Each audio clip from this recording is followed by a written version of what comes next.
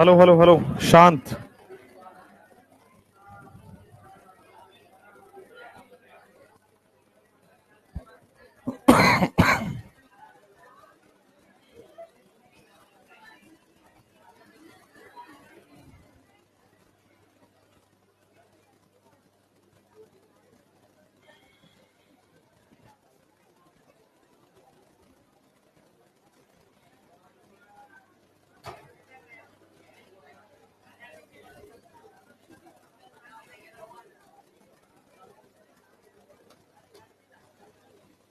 हाँ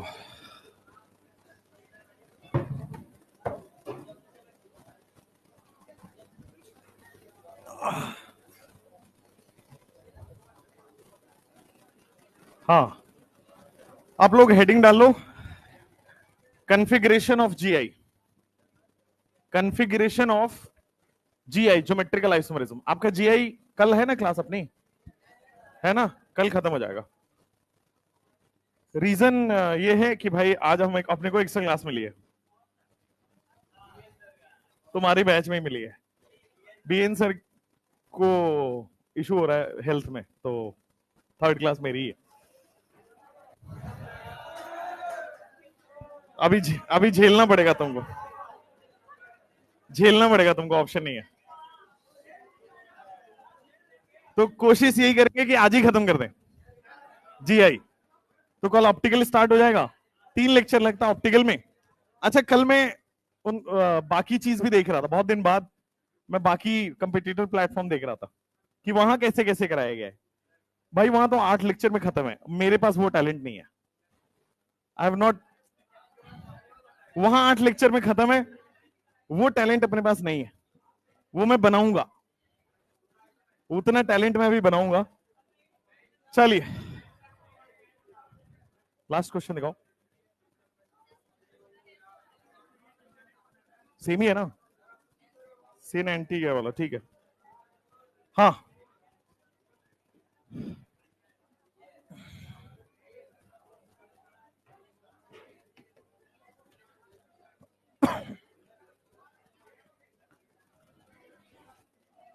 ये सब दुबला पतला पेन कहां से आया?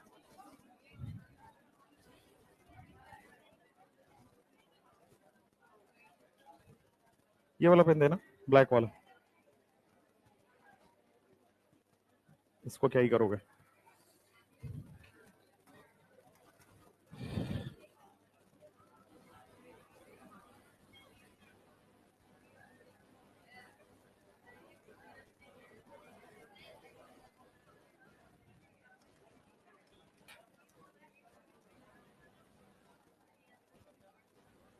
हाँ, साइलेंट।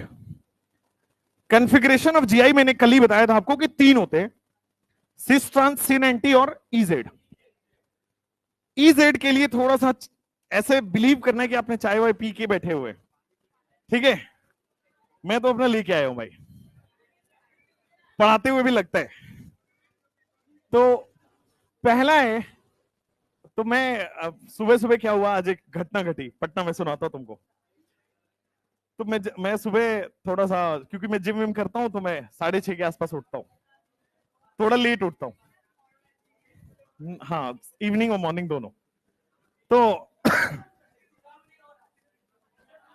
कम होगा बेटा, एवरीथिंग टेक्स टाइम। सुनो बस, तो हुआ क्या कि मेरे यहाँ एक आंटी आती है 7 बजे खाना बनाने के लिए, सुबह ब्रेकफास्ट बनाने के लिए। तो आंटी आई तो मैंने उनको बोला कि जल्दी से आप ब्रेकफास्ट बना दीजिए और ग्रीन टी बना दीजिएगा उसमें। तो कल उन्होंने ग्रीन टी कम बनाया था, तो मैंने आज बोला कि आज एक काम करिए, जो बॉटल है ना उसमें हाफ भर दीजिए ग्रीन टी, उतना बनाइए। तो उन्होंने कहा कि ग्रीन टी बनाया।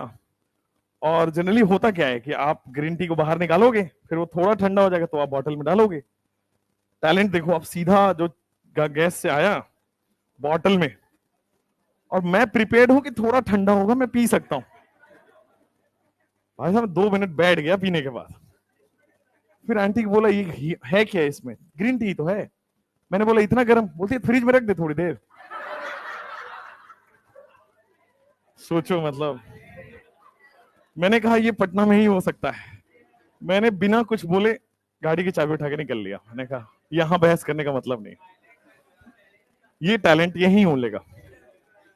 तो देखो अभी अभी मैं एक दो घुट पी पाया हूं, हिम्मत नहीं हो रही है कि पता लगे वो वैसे ही कुछ ना आ जाए वापस। लिखो सिस ट्रांस कॉन्फ़िगरेशन या सिस ट्रांस सिस्टम लिखो।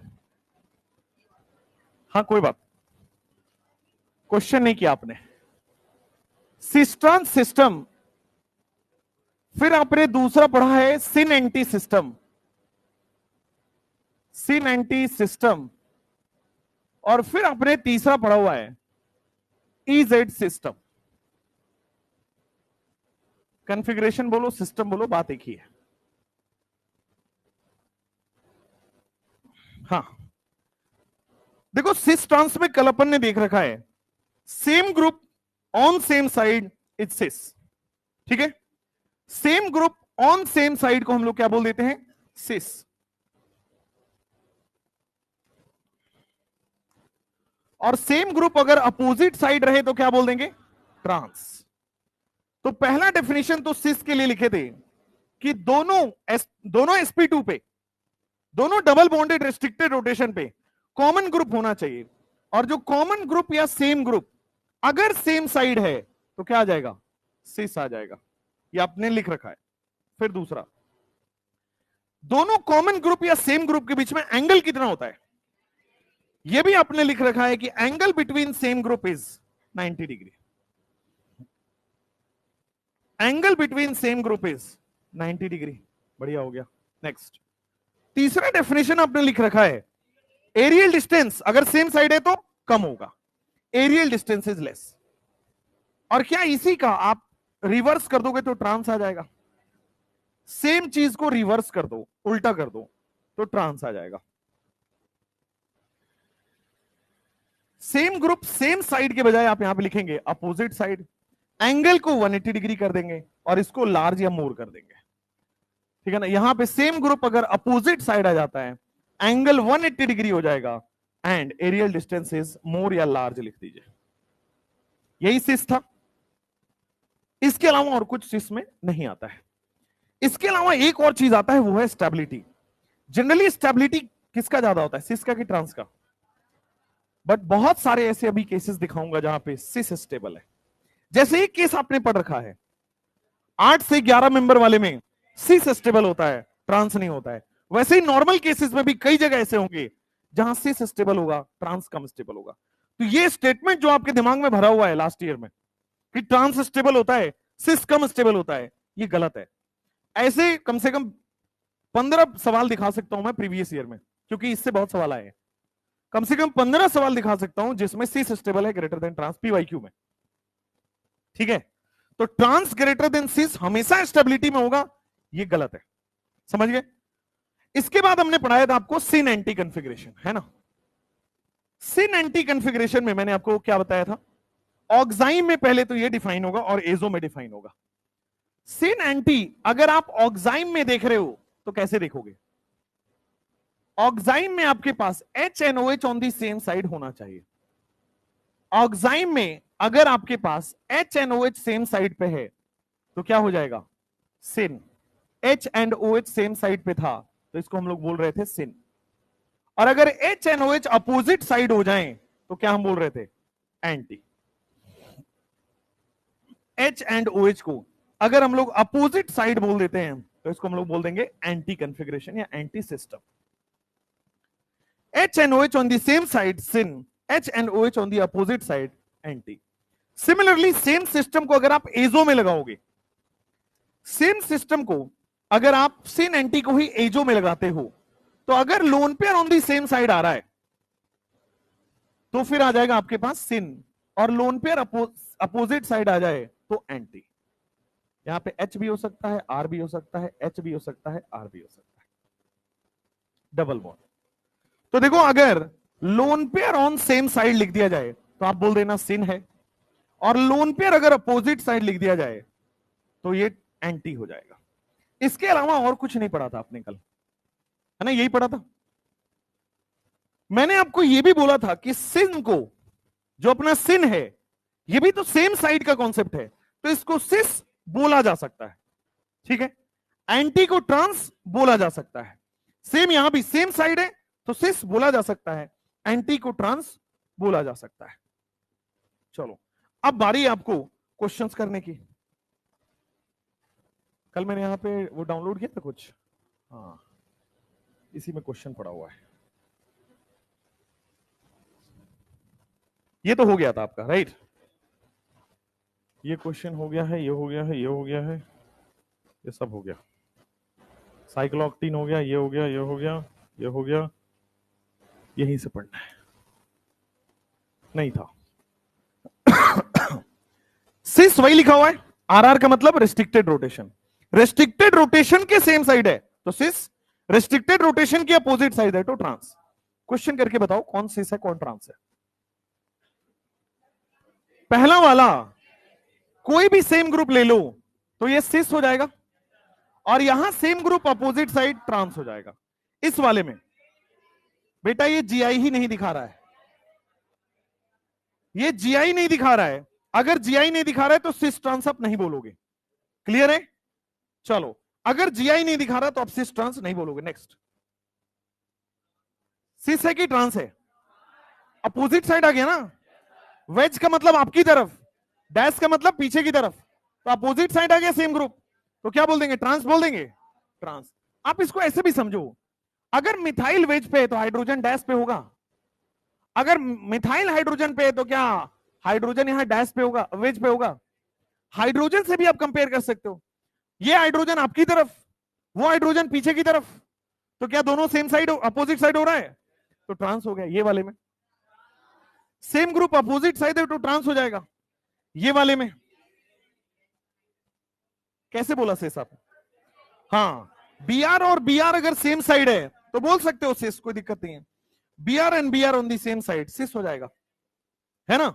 सेम साइड अगर सेम ग्रुप सेम साइड है सिस होता है, सेम ग्रुप अगर अपोजिट साइड बोलोगे तो ट्रांस होगा। जैसे इसको देखो, ट्रांस है ना, एच एच अपोजिट साइड है, बीआर बीआर भी अपोजिट साइड है, ट्रांस हो जाएगा। इस वाले में जीआई नहीं शो कर रहा, हे भगवान, क्या लेफ्ट वाले में डिफरेंट है, राइट वाले में डिफरेंट है, तो जीआई शो कर रहा है ना। तुमने क्यों बोला नहीं कर रहा, जीआई शो कर रहा है, लेकिन सेम ग्रुप है क्या लेफ्ट और राइट में, तो सिस ट्रांस डिफाइन नहीं है, इसके लिए इजेड आएगा। हर जगह सिस ट्रांस आई है जरूरी नहीं है, तो क्यों तीन बनाए गए आप समझ में आया, तीन कॉन्फ़िगरेशन क्यों आया था। हर जगह सिस ट्रांस आप नहीं बोल पाओगे, अगर कॉमन ग्रुप होगा और अगर वो सेम साइड है तो ही सिस होगा, कॉमन ग्रुप होगा और अगर वो अपोजिट साइड है तो ही ट्रांस होगा। या तो कॉमन ग्रुप ही नहीं है, कॉमन ग्रुप नहीं है तो यहां पे लिख दोगे cis and trans not defined, cis and trans not defined, यहां पे डिफाइन नहीं होता। यहां पे क्या आ जाएगा, आगे जाके आप पढ़ोगे EZ सिस्टम आता है, यहां पे आपको E और Z से इसका कॉन्फ़िगरेशन लिखना होता है, ठीक है। चलो ये वाला करके बताओ,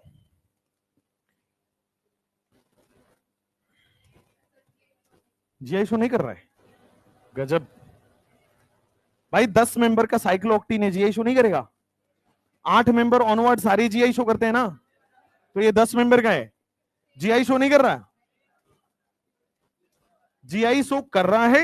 8 मेंबर का डबल बॉन्ड जीआई शो करता है, तो ये जीआई शो कर रहा है। अब देखो ध्यान से, दोनों हाइड्रोजन सेम साइड है क्या, सिस हो गया क्या, दोनों हाइड्रोजन अपोजिट साइड है क्या, ट्रांस हो गया क्या। ये डाउट क्यों आ रहा है कि जीआई शो नहीं करेगा, 7 मेंबर तक साइक्लोऑक्टीन जीआई नहीं शो करते, ये तो 10 मेंबर है, काउंट करो 10 मेंबर है ना, तो 10 मेंबर है ना, तो 8 मेंबर के बाद तो सारे ही शो करेंगे। हाँ स्टेबल कौन है इसमें, स्टेबल कौन होगा, हाँ स्टेबिलिटी क्या होगा, 8 से 11 मेंबर में सिस स्टेबल देन ट्रांस होगा क्या यहां पे, यस। और ये प्रीवियस ईयर का नीट का क्वेश्चन है, ठीक है।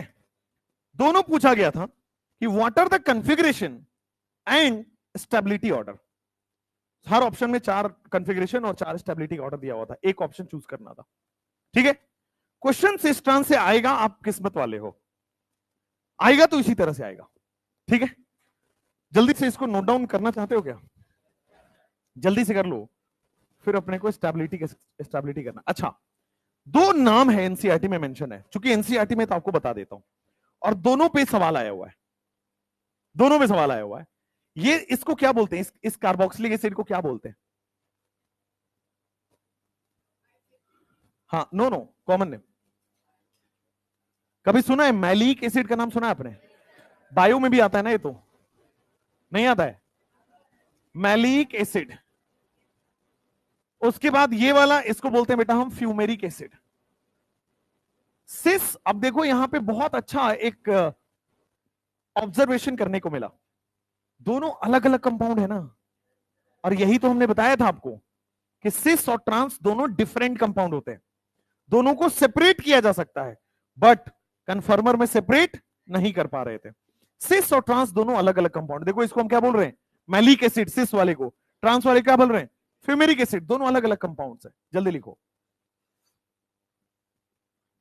आगे 5 मिनट बाद इस क्वेश्चन का जवाब देना, कौन स्टेबल है इसमें, मैलिक एसिड और fumaric acid. Previous year question है, इन दोनों में स्टेबल कौन है? सीधा पूछा था, which of the following is more stable? Trans stable होगा या सिस? क्यों होगा सिस अगर होगा तो? हाँ, एच बॉन्डिंग हो रहा है, एच बॉन्डिंग की वजह से सिस स्टेबल होगा। अभी पढ़ने वाले, पहले लिख लो फटाफट से, 10 सेकेंड हो गया, 10 सेकेंड में लिखो फटाफट से।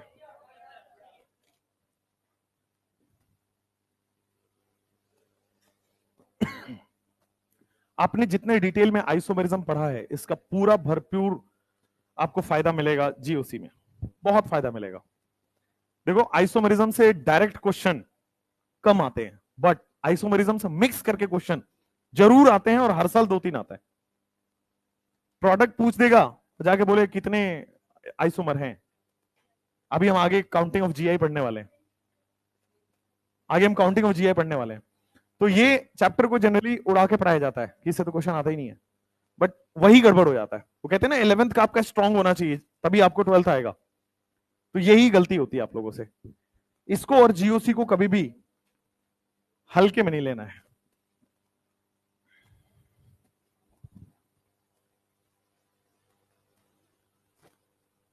फटाफट करिए।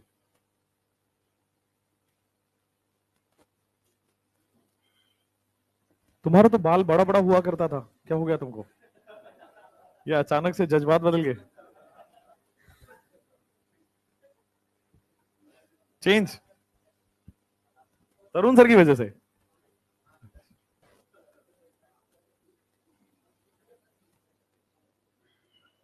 देखो, हमारे उसमें सिस्टम में एक पॉपुलर कहावत है कि बड़े बुजुर्गों की बात का बुरा नहीं मानते।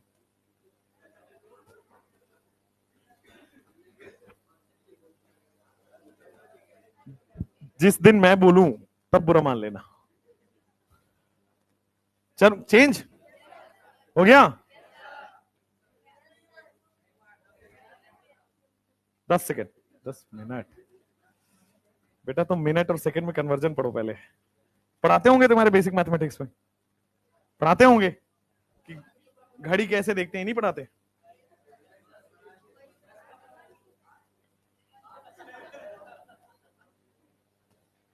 बेटा तुम कितने तेजस्वी हो तुम। हो गया ना? 10 सेकेंड में, जल्दी जल्दी।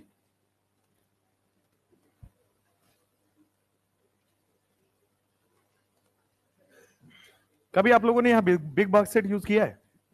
बिग बास्केट यूज किया है? कुछ मंगाया है? कितना खराब सर्विस आपको पता है? मैं कल लिखने वाला था, इन लोगों की इतनी सर्विस खराब है भाई।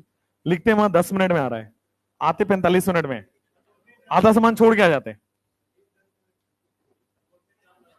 फिर उसके बाद क्या हुआ कि वो डिलीवरी वाला, सर इतना सामान कौन ऑर्डर करता है? एक तो तुम्हारा बिजनेस बढ़ रहा है, लेकिन वो डांट और गया वो, इतना सामान लाने में दिक्कत हो जा रही है। यहाँ के लोग अलग है यार। एक दिन बड़ा 2 बजे रात में मैंने सैटरडे को ऑर्डर किया खाना, तो खाना ऑर्डर आया 3 बजे तक आया, तो नॉर्मल था, यहाँ तो 1 घंटा लगता ही है। तो मैं उसी उम्मीद से 3 बजे के लिए ऑर्डर किया था। जो लड़का आया ऑर्डर देने, वो अलग कहानी थी। वो पीडब्ल्यू की टी शर्ट में आया था और ही वॉज ए स्टूडेंट। वो देखते ही पहचान गया, आप वीटी सर हो। अब मैं कुछ बोलने लायक नहीं हूं वहां पे। मैंने हाँ, तो सर मैं आपसे पढ़ता हूं, मैं आपसे पढ़ता हूं। फिर दिन में, शाम में 6 बजे से मैं स्विगी और 12 बजे तक चलाता हूँ, 12-1-2 बजे तक। जब तक बोला कि जब तक 800 रुपए हो जाते हैं तब मैं छोड़ देता हूँ। फिर मैं सो जाता हूँ और फिर सुबह में पढ़ता हूँ। मैंने कहा भाई ये स्ट्रगल है यार, ये स्ट्रगल है। फिर उसका नंबर मैंने लिया, मेरे से जो हो सकता था मैंने उसको किया, हेल्प किया, आगे के लिए भी किया। लेकिन वो तो हिला दिया, मतलब ऐसे अंदर से नहीं होता, कुछ कुछ घटना आपको झकझोर देती है। क्या तो हम डाइल्यूजन में रह रहे हैं कि इंडिया ग्रो कर रहा है, ये कर रहा है, वो कर रहा है। बट आप देखो, उसके मम्मी नहीं है, उसके पापा नहीं है। मतलब 4 साल का था तभी वो बताया कि उसके मम्मी पापा नहीं है। तब से वो ऐसे ही जी रहा है, समटाइम्स किसी का गाड़ी साफ करके, समटाइम्स किसी के यहाँ काम करके। तो मैंने उससे पूरा पूछा, उसको बात बात किया, तो मैंने देखा भाई क्या जर्नी है यार इसकी। एंड वो 2 साल से तैयारी कर रहा है, उसका नहीं हो रहा, वो छोड़ नहीं रहा। उसको बनना है डॉक्टर, तो बनना है। और आप देखो लास्ट ईयर उसके 400 नंबर आए, स्विगी करके, जोमेटो करके 400 नंबर ला रहा है वो। अब सोच सकते हो, फुल ऑफ डिस्ट्रैक्शन लाइफ है, स्टिल फोकस होके वो 400 नंबर ला रहा है। इस बार वो फिर तैयारी कर रहा है ऑनलाइन से ही। और आप देखो आज, इस बार तो मैं तो चाहता हूं कि वो हो जाए उसका। इज फ्रॉम एससी कैटेगरी, तो कम पे भी हो जाएगा, मतलब उसको 550 नंबर चाहिए, अदरवाइज इसी साल उसका हो जाता। 400 पे इस साल तो कुछ नहीं हो रहा। वेटनरी भी बड़ी मुश्किल है, वेटनरी हो ही जाएगा, वेटनरी तो हो जाएगा, लेकिन हाँ उसको बनना एमबीबीएस ही है। सोच लो जर्नी क्या तो है लोगों की।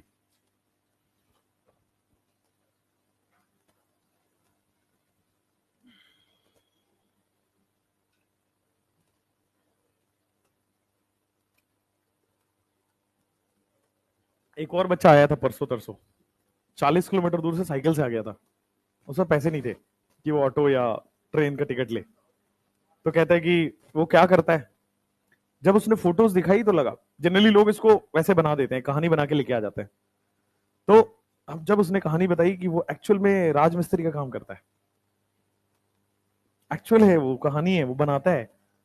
और उस रोज के 250 रुपए जोड़ जोड़ के 8 दिन तक काम करके 2000 रुपए किया था। उससे वो मंथन लिया। मैंने कहा भाई ऐसे पैसे पे तो हमें पाप लगेगा, इसको पैसे वापस करो। और फिर आप सोचो, 8 दिन पहले वो मजदूरी काम किया, फिर वो 2000 रुपए हुए। उसके पापा का पैर में कोई प्रॉब्लम है, इसलिए वो काम नहीं कर पाते, तो इसलिए यही करता है। ग्रेट यार।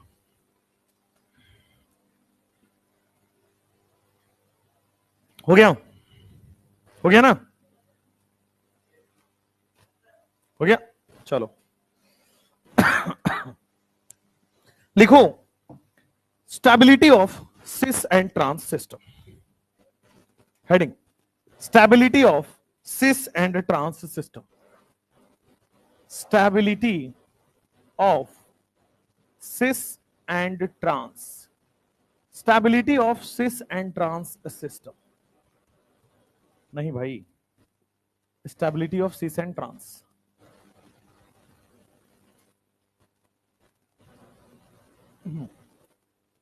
लिखो, generally transform is more stable then cis.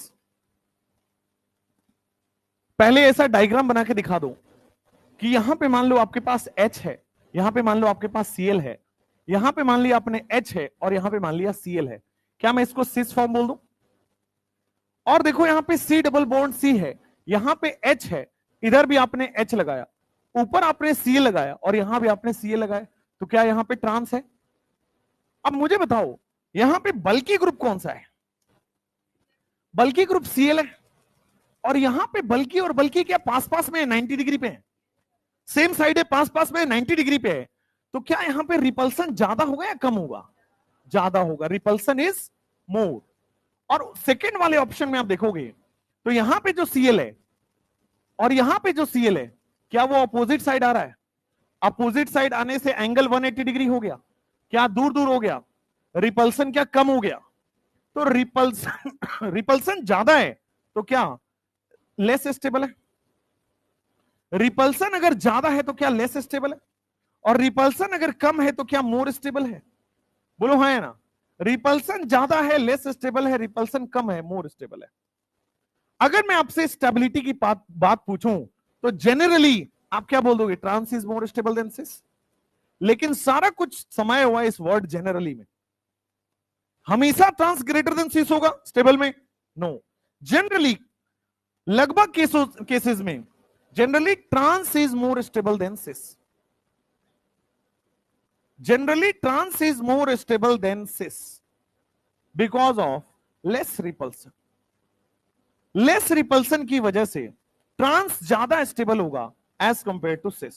But in some cases cis is more stable than trans.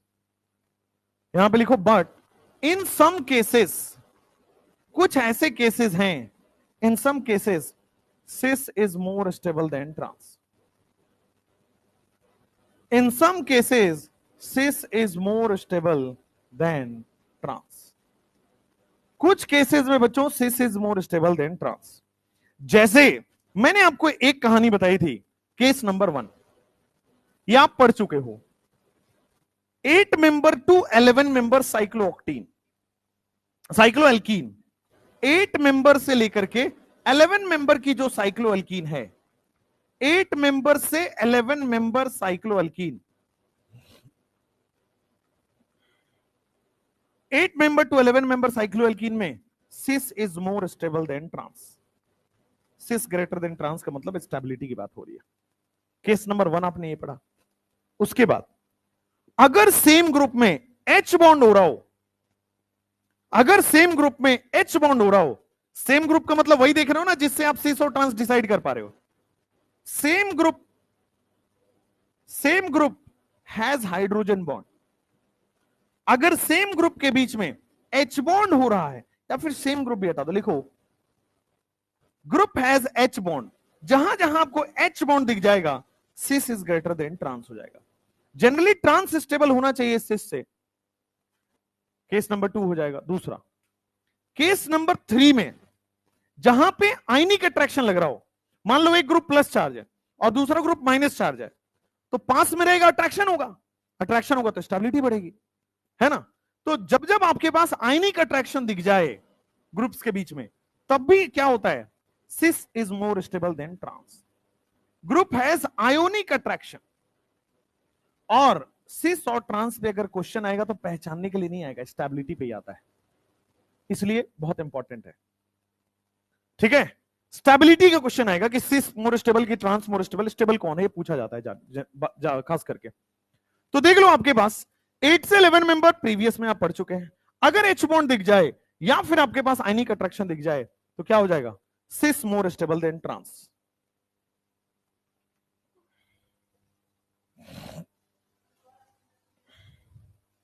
ये क्वेश्चन मैं करके बताता हूं। देखो कल हमने पढ़ रखा है 8 से 11 मेंबर रिंग में सिस मोर स्टेबल देन ट्रांस होगा। क्यों? एंगल स्ट्रेन उसका सिस में ही कम रहता है। ठीक बात है। उसके बाद अगर ग्रुप्स हैं उसमें अगर H बॉन्ड हो रहा हो, तो देखो गॉस में मैंने क्या बोला था, H बॉन्ड हो रहा है तो 60 डिग्री वाला स्टेबल है, गॉस स्टेबल है। सिमिलरली अगर H बॉन्ड हो रहा है तो सिस वाला स्टेबल हो जाएगा। क्यों? पास पास है, रिंग बना लेगा। यहां पे देखो H बॉन्ड बनने से क्या होता है? चिलेशन होता है।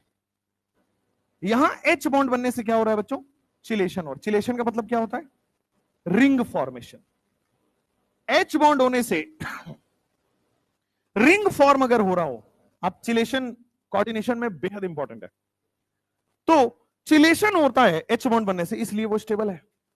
आयनिक अट्रैक्शन होगा, आयनिक अट्रैक्शन में भी आयनिक बॉन्ड बन रहा है, तो फिर सीसी स्टेबल है। क्वेश्चन में करेंगे तो आपको आएगा। केस नंबर 4, केस नंबर 4 ये कहता है कि मान लो अगर ट्रांस में है, इफ ट्रांस हैज, या फिर लिखो if cis has less repulsion. कई ऐसे केसेस अभी दिखाऊंगा मैं कि आपके पास सिस में ही रिपल्सन कम लगता है। अगर रिपल्सन जहां कम है वहां स्टेबिलिटी आएगी। तो ये 4 ऐसे केसेस हैं जहां पे सिस ज्यादा स्टेबल होता है ट्रांस से। बाकी हर केसेस में trans is more stable than cis. इन 4 केसेस में मान लो आपके पास साइक्लोऑक्टीन आ जाए 8 से 11 मेंबर, तो मान लो आपके पास H बॉन्ड आ जाए तो क्या हो जाएगा, सिस मोर स्टेबल देन ट्रांस। आयनिक अट्रैक्शन आ जाए तो भी सिस मोर स्टेबल देन ट्रांस। कई ऐसे केसेस हैं जहां पे सिस में ही कम से कम रिपल्सन लग रहा होता है, तो वहां पे सिस मोर स्टेबल देन ट्रांस।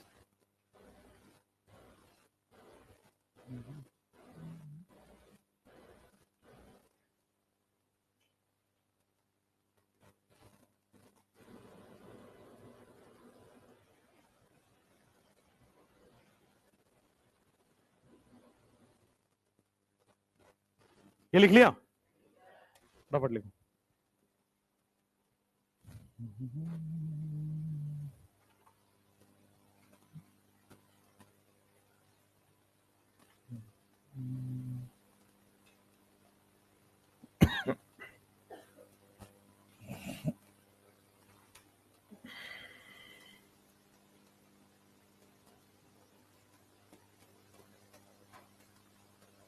इस पे हम लोग अभी 8 क्वेश्चन करने वाले हैं। 8 क्वेश्चन में डिफरेंट डिफरेंट वैरायटी है, सारा वैरायटी कवर हो जाएगा। जब एम्स हुआ करता था तो भर के सवाल आता था, नीट में भी खूब आता है, बट एम्स का ये हर साल का फिक्स टॉपिक था। इस बार आ जाए तो अच्छी बात है। लास्ट ईयर तो नहीं आया था, उसके पहले वाले साल आया था। हो गया? नहीं हुआ? यस, बताता हूं कैसे। क्वेश्चन में बताऊंगा। एच बॉन्ड जब हो रहा है तो आपके पास रिंग फॉर्मेशन हो रहा है। रिंग फॉर्म होता है, उसी को कहते हैं चिलेशन हो रहा है। और रिंग फॉर्मेशन होने से, चिलेशन होने से स्टेबिलिटी आती है। किसी को पता क्यों? क्यों ऐसा क्या है, रिंग बनने में स्टेबिलिटी क्यों आती है? एनर्जी, एनर्जी सेम ही देगा भाई, कंपाउंड तो सेम ही है। ऐसा क्या हो जा रहा है रिंग बनने में जो स्टेबिलिटी बढ़ जाती है? हायर कॉन्सेप्ट है, आपकी जानने की जरूरत नहीं है, बट हाँ क्या हो जाता है? क्यों? क्यों, वही तो पूछ रहा हूं।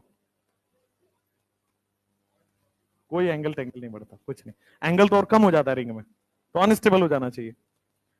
रिंग बनने से स्टेबिलिटी क्यों आती है? थोड़ा सा बोर्ड पे देखना, थोड़ा सा बोर्ड पे देखना, स्टाइल मारने वाली बात है, नोट्स मत लिखना, नोट्स मत लिखना। देखो आपको पता है एंट्रोपी, नाम सुना होगा। एंट्रोपी का मतलब होता है रैंडमनेस।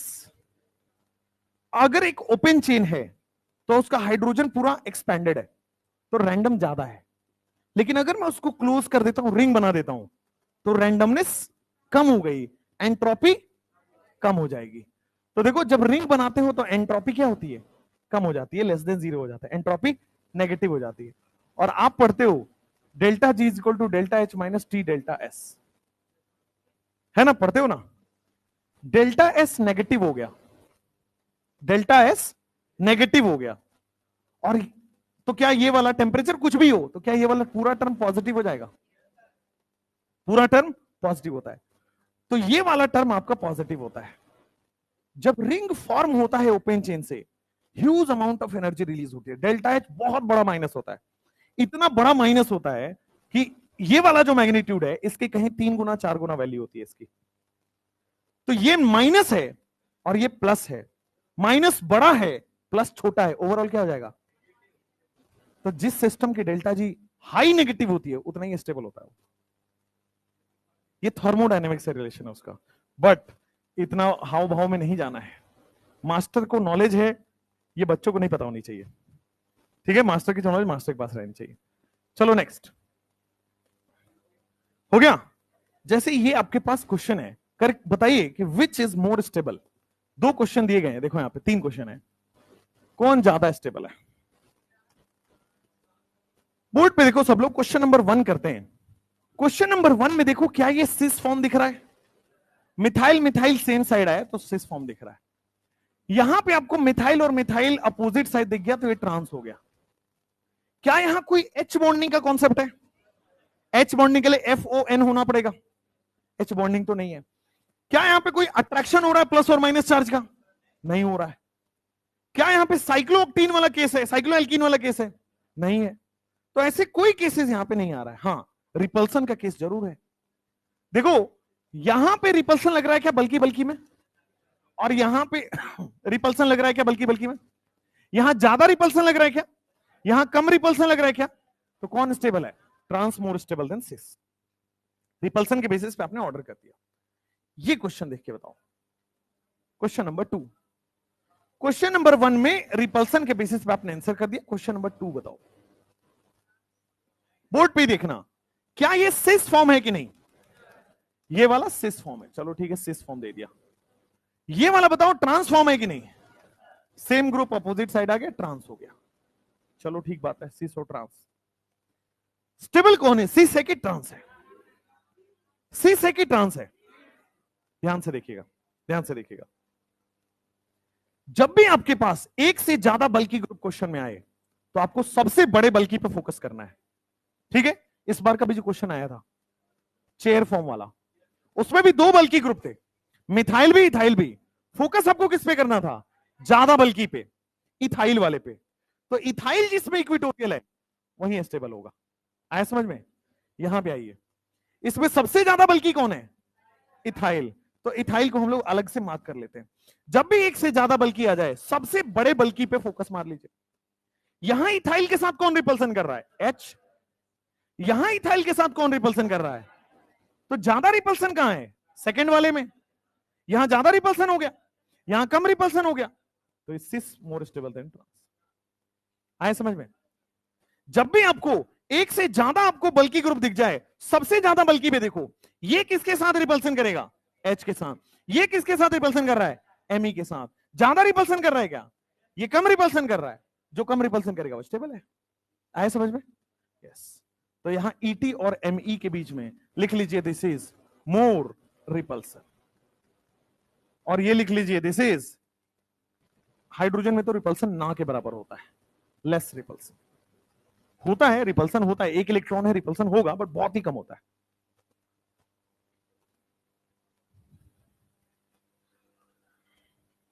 थर्ड क्वेश्चन एक बार सोचो, 10 सेकेंड लो, सिस है कि ट्रांस, देखो ये फॉर्म सिस है, हाइड्रोजन हाइड्रोजन सेम साइड है, सिस है, हाइड्रोजन हाइड्रोजन अपोजिट साइड है, ट्रांस है। ट्रांस स्टेबल है कि सिस,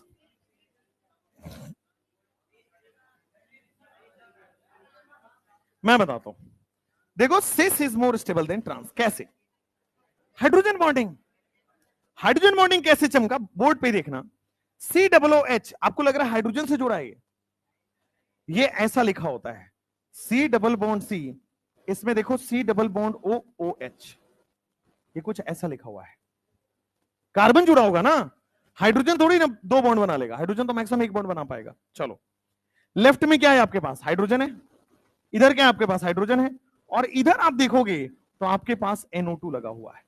क्या यहां पे H बॉन्डिंग है, मैंने बताया था ना, हाइड्रोजन कोवलेंट बॉन्ड होना चाहिए मोर इलेक्ट्रोनेगेटिव से, और सामने मोर इलेक्ट्रोनेगेटिव पड़ा होना चाहिए, क्या H बॉन्ड होता है, तो क्या H बॉन्ड होगा। अच्छा, अब H बॉन्ड होने से आप देखो तो रिंग फॉर्म हो गया क्या ऊपर के साइड में, ये रिंग फॉर्म हो गया ना, एक ऐसा ऐसा टाइप का रिंग, इसी को कहते हैं चिलेशन हो रहा है H बॉन्ड होने से। यहां जो H बॉन्ड हुआ, इस H बॉन्ड की वजह से चिलेशन हो गया, यानी कि रिंग फॉर्मेशन हो गया, और जब जब चिलेशन होगा स्टेबिलिटी बढ़ जाएगी, जब जब रिंग फॉर्म होगा स्टेबिलिटी बढ़ जाएगी। अच्छा नेक्स्ट, दूसरे वाले क्वेश्चन में यहां भी तो H बॉन्ड होगा, भाई सेकंड वाले को आपने क्यों छोड़ दिया ऐसा, C डबल बॉन्ड OOH, यहां पे H है, यहां पे H है, यहां पे N डबल बॉन्ड O, हाँ H बॉन्ड होगा लेकिन वीक होगा ना, H बॉन्ड होगा लेकिन वीक H बॉन्ड होगा, तो इसमें ज्यादा अच्छा H बॉन्ड होगा, पास पास है, इसमें वीक बॉन्ड होगा, तो सिस मोर स्टेबल देन ट्रांस। तो हमेशा ट्रांस स्टेबल देन सिस, ये गलत है। आपको सबसे बड़ा ग्रुप देख के रिपल्सन देख लो, या फिर आप क्या देख लो, H बॉन्ड देख लो, या फिर आपके पास H बॉन्ड देख लो। डिस्टेंस H बॉन्ड होगा, मिनिमल होगा, एकदम ना के बराबर H बॉन्ड होगा, डिस्टेंस बहुत ज्यादा बढ़ जाएगा तो H बॉन्ड नहीं होता है। बट सिस और ट्रांस में H बॉन्ड होता है, सिस में ज्यादा होता है, ट्रांस में कम होता है। जैसे हम वहां पे एंटी फॉर्म पढ़ रहे थे तो वहां H बॉन्ड नहीं था क्योंकि बहुत दूर हो गया। ये सेम मॉलिक्यूल में बात हो रही है, वो 2 अलग अलग कार्बन की बात हो रही थी, है ना।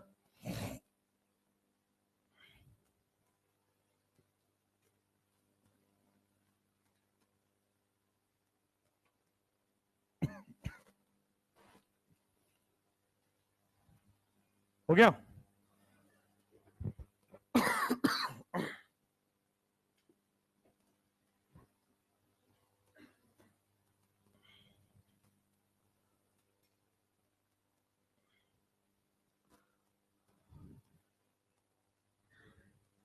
थोड़ा सा फास्ट रखो तो मैं आज ही आपका जीआई बढ़िया खत्म हो जाएगा, क्योंकि आपके पास अब 2 टॉपिक बचा है जीआई में। इजेड एक बड़ा टॉपिक है जिसमें दिमाग की नसें खुलेंगी, और काउंटिंग ऑफ आइसोमर बहुत ही छोटा टॉपिक है। मैं आपको एक शॉर्ट ट्रिक दे दूंगा जिससे हर चीज के आइसोमर आप निकाल पाओगे। कैसा भी कंपाउंड दिया हो, स्ट्रक्चरल पूछे, स्टीरियो पूछे, जीआई पूछे, उससे निकल आता है। आपको दिमाग नहीं लगाना है बहुत ज्यादा, क्योंकि है भी तो नहीं।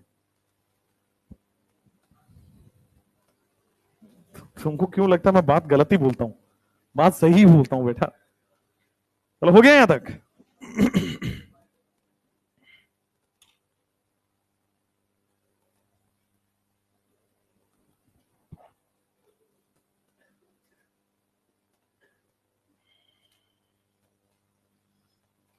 अगली वीक में मैं आपको क्या, अगले वीक में you will get every day, you will get 100 questions from me. अगली वीक से वो करना ही है। नहीं करोगे तो यहां से नहीं फेंकेंगे। 9th फ्लोर, समझ में आया? तो every day you have to do. और वो क्वेश्चन ऐसा नहीं होगा जो आज पढ़ा है वही है, आज से पीछे जो पढ़ा चुके हैं उन सब से है। बेसिक हो गया, आईयूपीएसी हो गया, आइसोमेरिज्म हो गया। वो क्वेश्चन 80% उसमें नीट का क्वेश्चन होगा, 20% जेई मेंस के जो नीट में आने वाले होते हैं वो भी होंगे। हाथ पैर मत फूल जाना कि सर जेई का क्वेश्चन क्यों करा रहे हो, जरूरी है वो। 20% ही है वो। 80% आपके मेडिकल एग्जाम के होंगे, 20% वो होंगे जो जेई मेंस वाले होंगे। ठीक है, ये चल रहा था। ऑल्टर एक दिन हो सकता है मैं एनसीईआरटी हाईलाइट दूं, अगले दिन आपको क्वेश्चन दूं, मतलब हर दिन कुछ काम होगा। Every day there will be some work assigned, और वो वर्क होगा कि आपको 2.5 घंटे से 3 घंटे देना ही पड़ेगा, तभी कंप्लीट होगा, अदरवाइज वो नहीं होगा।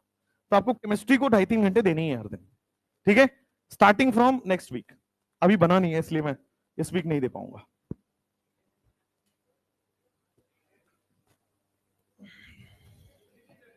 प्रिंटेड पैसा नहीं है उतना हमारे पास। आप देखो, आपकी मर्जी है, आप प्रिंट मत करो, वो मर्जी मैं देने वाला नहीं हूं। और जिसको जिसको प्रिंट कराना है, तरुण सर से 5-5 रुपए लेने, क्योंकि वो होगा ही 10 पेज का, 5 रुपए में प्रिंट हो जाएगा। तरुण सर, उन्होंने बोला था कि मैं दे दूंगा बच्चों को 5-5 रुपए। मैं तो नहीं देता, देखो।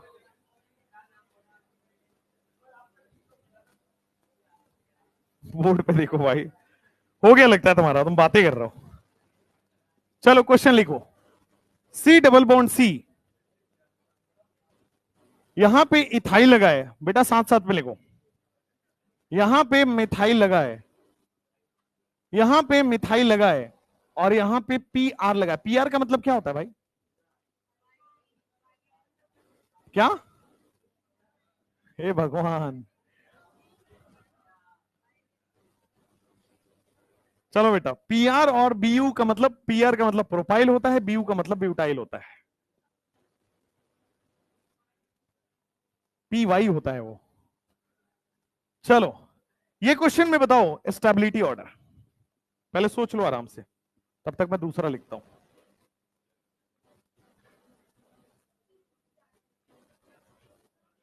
पहले तो एकदम गधे हैं आप, सीस है क्या वो? भाई यहां सीस आपको दिख कैसे, कहां सेम ग्रुप है?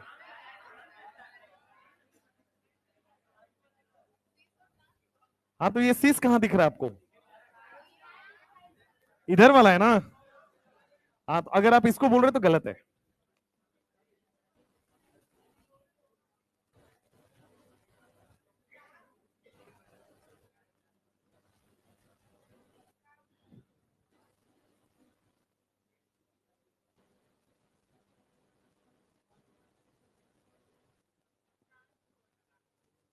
हाँ, अब सिस गलत है तो ट्रांस ही होना चाहिए।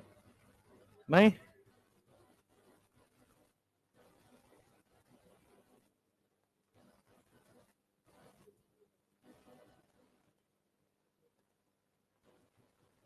बेटा मैंने सुना हुआ है कि हाथ से लिखा जाता है, मुंह से क्यों लिख रहे हो?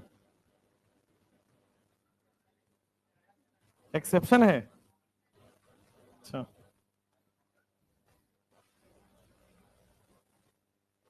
बताना है आपको कौन सा स्टेबल है।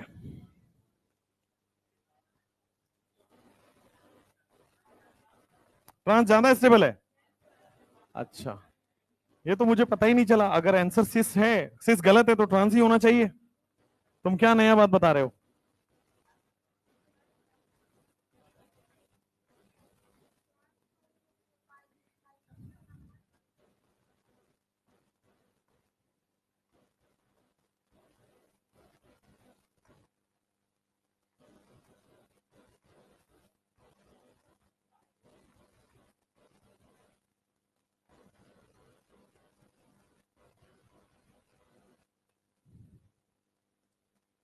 चलो भाई, 3 क्वेश्चन उधर हो गए, 5 क्वेश्चन ये हो गया। चलो नेक्स्ट, गुड। चलो ये क्वेश्चन नंबर कितना था? 4।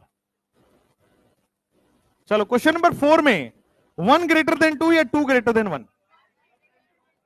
1 > 2 होगा। आइए देखते हैं कैसे होगा 1 > 2। देखो सबसे पहले जब एक से ज्यादा बल्कि ग्रुप हो तो क्या देखना होता है?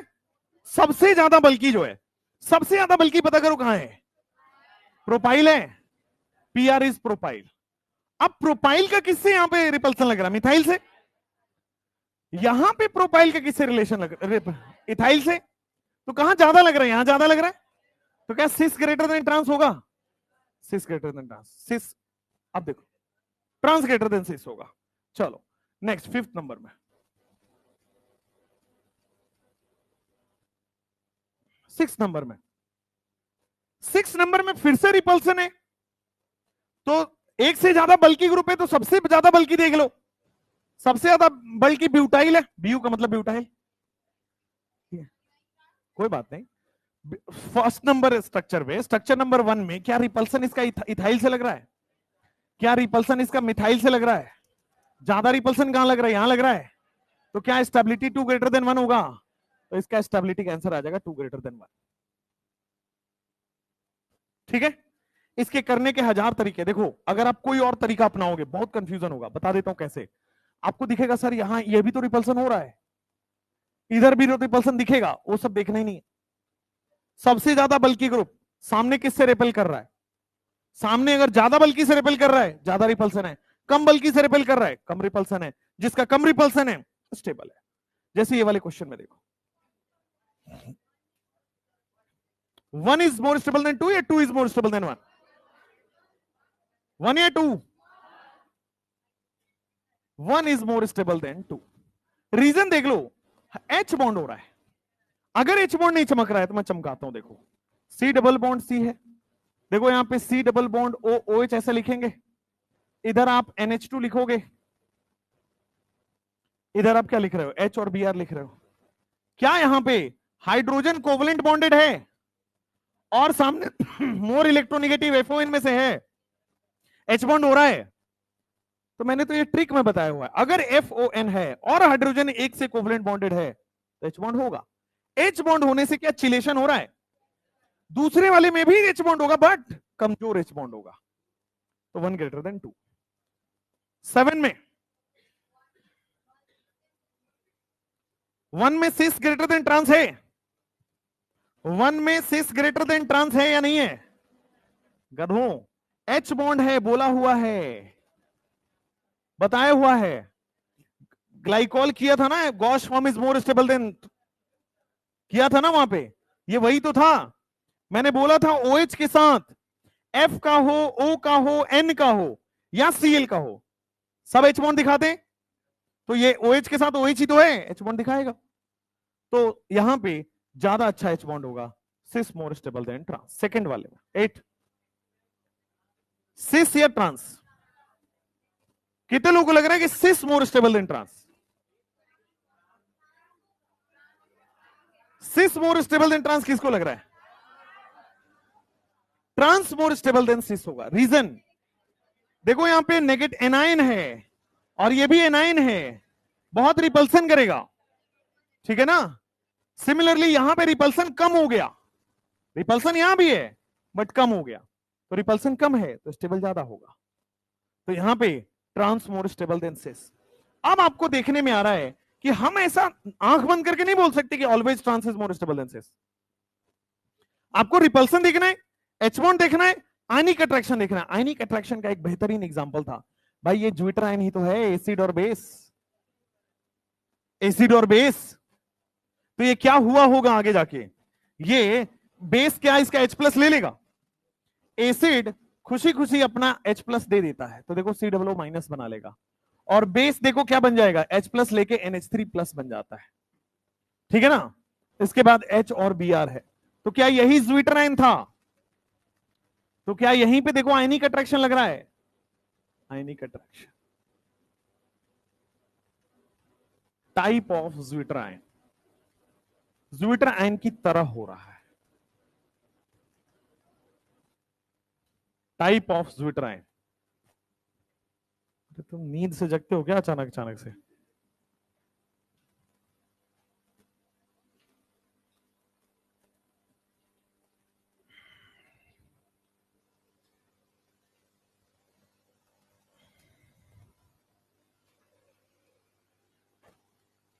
ये हो गया, इस ये हो जाए तो हेडिंग डाल लो सिन एंटी कॉन्फ़िगरेशन या सिन एंटी सिस्टम।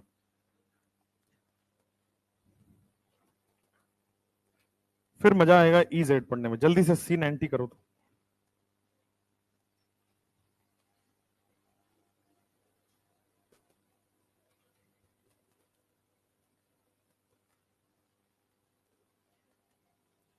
चार और दो, 6 क्वेश्चन।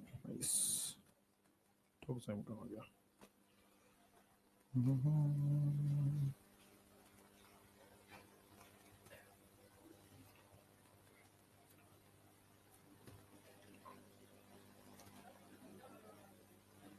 क्या होने वाला था? हाँ यार, पोस्टपोन हो गया तुम्हारे सुप्रीम कोर्ट के चक्कर में, पोस्टपोन हो गया। अभी उसमें क्या है, होना तो चाहिए, मैं भी इंतजार कर रहा हूं, हमें भी थोड़ा एंजॉय करना है। सबसे मस्तीखोर टीचर,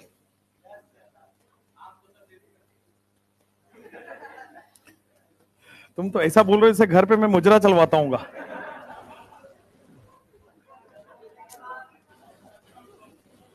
सिन एंटी सिस्टम,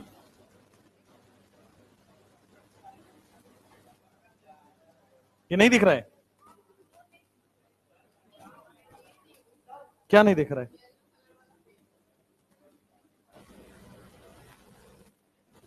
हाँ भाई, सिन एंटी सिस्टम देखो, सिन एंटी आपने वो पढ़ लिया है, अगर एजो कंपाउंड है, lone pair on the same side syn हो जाएगा, lone pair on the opposite side anti हो जाएगा, ऑक्साइम में H and OH on the same side syn हो जाएगा, ऑक्साइम में H and OH in the opposite side anti हो जाएगा। 5 क्वेश्चन लिख के देता हूं, आप मुझे बताओ what is the syn form है या एंटी फॉर्म है, साथ साथ में लिखते चलो, इसमें बहुत ज्यादा मेहनत नहीं करनी है।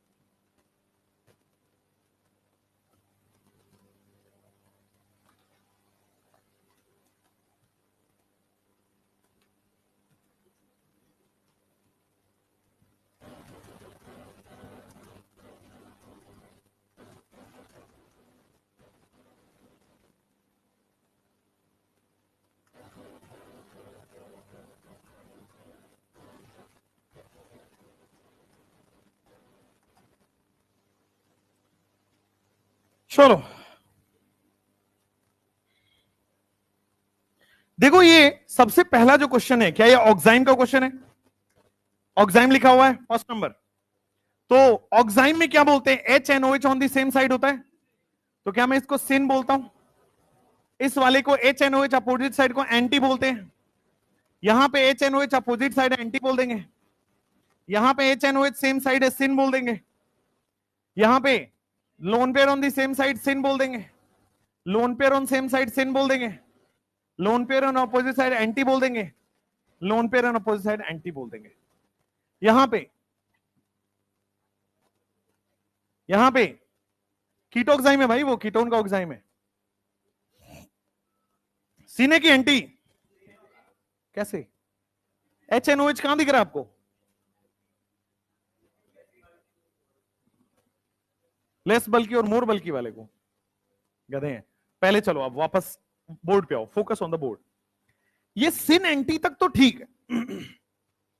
इसमें इसका नाम भी पूछा जाता है कि what is the name of this compound. Syn anti आप बता पाओगे HNOH और लोन पेयर देख के। इसका क्वेश्चन को हल्का सा डिफिकल्ट कैसे बनाते हैं वो, इसका नाम पूछ लेते हैं। अब देखो, ये सिन तो मुझे दिख गया HNOH on the same side, लेकिन आप मुझे बताओ ये एल्डोक्साइम है क्या? भाई एल्डिहाइड्स H लगाओ तो एल्डिहाइड से बना हुआ ऑक्साइम है। बताया था ना लास्ट टाइम पे कि ये एल्डिहाइड है, ये एल्डिहाइड है और ये NH2OH से रिएक्शन करता है, हाइड्रोक्सिल ऑक्साइम से रिएक्शन करता है। बताया था एल्डिहाइड और कीटोन हाइड्रोक्सिल ऑक्साइम से रिएक्शन करके एल्डोक्साइम और कीटोक्साइम बनाते। बताया था नहीं बताया था? तो क्या ये एल्डिहाइड दिख रहा है? H लगाओ तो एल्डिहाइड होगा। ये भी एल्डिहाइड है, ये भी एल्डिहाइड है, ये भी H लगा एल्डिहाइड है। तो एल्डिहाइड से बना है। अब आपको पता करना है कि ये कौन से एल्डिहाइड से बना है। तो देखो C डबल बॉन्ड N तोड़ दो और यहां पे डबल बॉन्ड O लगा दो, तो क्या एल्डिहाइड बन जाएगा? कौन सा एल्डिहाइड बन रहा है? एसिटल्डिहाइड बन रहा है। 2 कार्बन है, 2 कार्बन के लिए एसिटल्डिहाइड बन रहा है, तो इसको बोलते हैं एसिटल ऑक्साइम। सिन किससे बना है? ये एसिटल एल्डोक्साइम बोलते हैं इसको। तो एसिटल डॉक्साइम जोड़ लो इसको, एसिटल डॉक्साइम, एल्डोक्साइम एसिटल डॉक्साइम। समझ आया? जैसे ये देखो, ये किससे बना है? क्या ये भी आपके पास एसिटल ही तो है? तो इस बार एंटी एसिटल डॉक्साइम। जैसे आप क्या बोलते हो, एल्डोक्साइम है ना, कौन सा एल्डोक्साइम है? Acetal aldoxime. समझ में आया? जैसे मान लो एंटी फॉर्म है ये, यहां पे अगर आपको पता करना है कौन सा एल्डिहाइड है, तो क्या ऑक्सीजन लगाओगे? ऑक्सीजन लगाओ तो क्या आपके सामने बेंजल डिहाइड बन रहा है? PHCHO बेंजल डिहाइड बन रहा है। तो एंटी बेंजल बेंजल्डोक्साइम।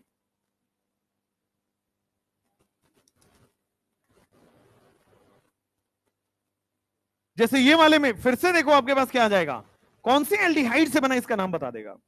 अगेन सेम है,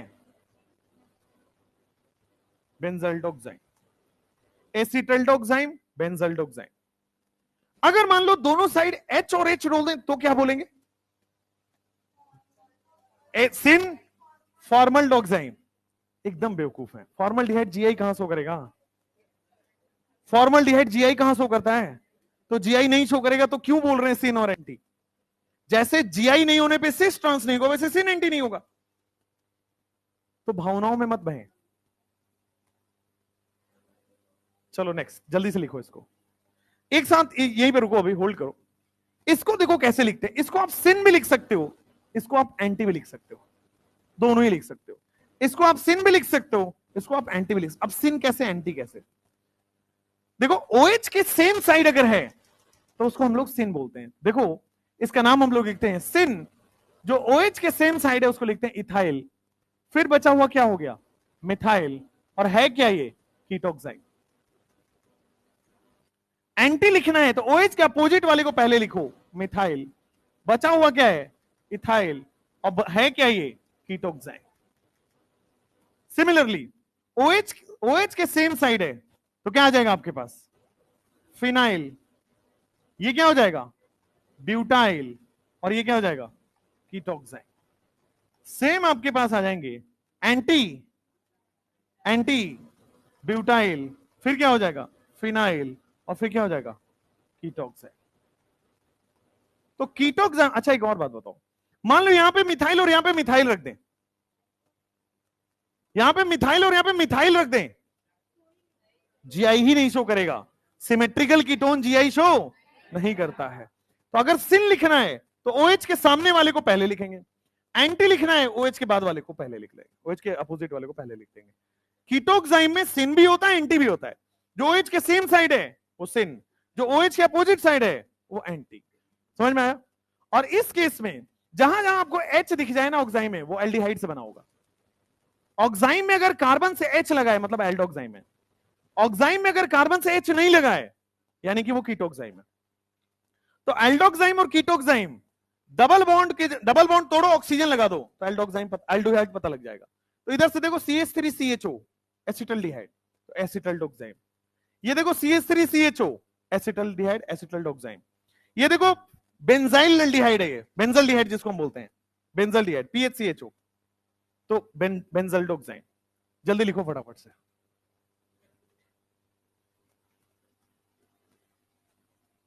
इसके बाद आप हेडिंग डालेंगे EZ सिस्टम।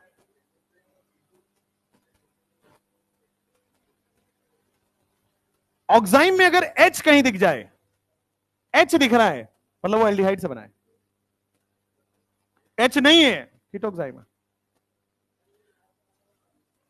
लास्ट वाले में देखो, मैंने सिन और एंटी का डेफिनेशन क्या बताया, H और OH सेम साइड हो तो सिन, H और OH अपोजिट साइड है तो ट्रांस। यहां H तो है नहीं, तो सिन एंटी कैसे डिफाइन करते हैं, जो OH के सेम साइड है इसका मतलब वो सिन है, तो OH के सेम साइड वाले को आप सिन बोलो।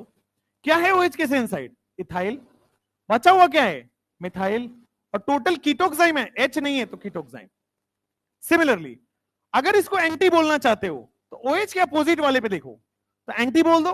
OH के अपोजिट कौन है मिथाइल, OH के अब बचा हुआ क्या है इथाइल, टोटल क्या है कीटोक्साइम। OH के सेम साइड है सिन लगा दो, OH के अपोजिट साइड है एंटी लगा दो।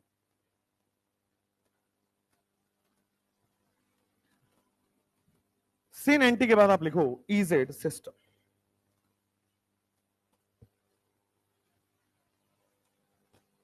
इस पे क्या गिरा हुआ है, ये मिट्टी है,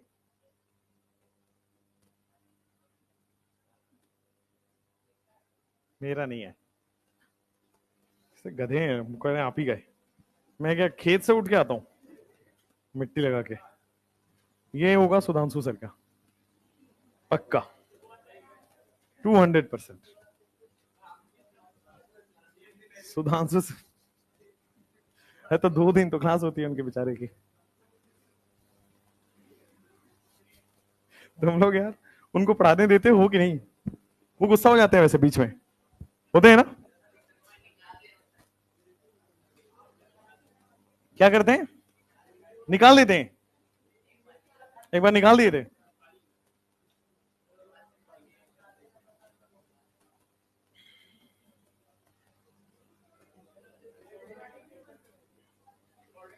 क्यों?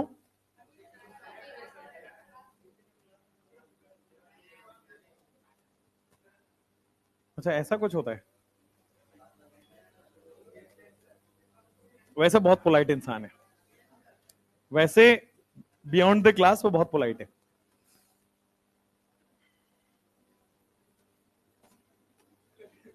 हमारे साथ वो गुस्सा ही क्या करेंगे, हमारे साथ तो पोलाइट ही रहेंगे बेचारे, तुम्हारे साथ वो जो करना है कर सकते हैं। बीएन से भी गुस्सा करते हैं।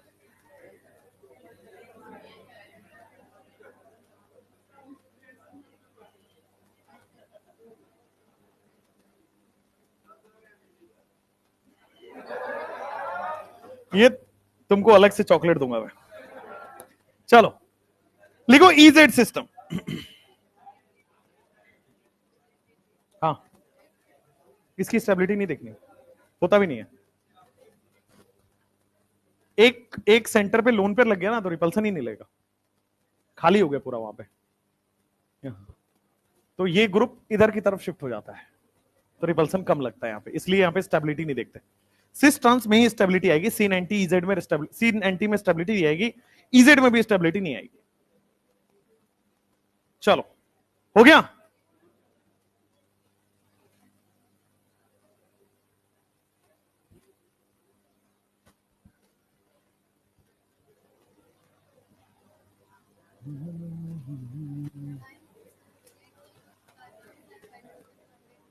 हाँ, अगर कार्बन के साथ हाइड्रोजन बॉन्ड है तो एल्डोक्साइम होगा, नहीं है तो कीटोक्साइम होगा। मैं आपको बताया है, देखो R C double bond O H, क्या ये एल्डिहाइड है?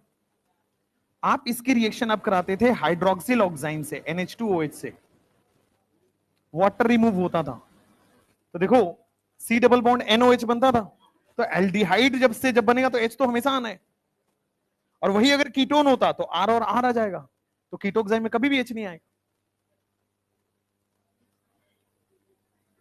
हो गया। सिमेट्रिकल कीटोन कभी भी जीआई शो नहीं करेगा, दोनों तरफ सेम हो जाएगा कार्बन पे। चलो लिखो EZ सिस्टम, और थोड़ी लंबी सांस भरो अंदर, सांस भरने बोला है, दम भरने नहीं बोला था।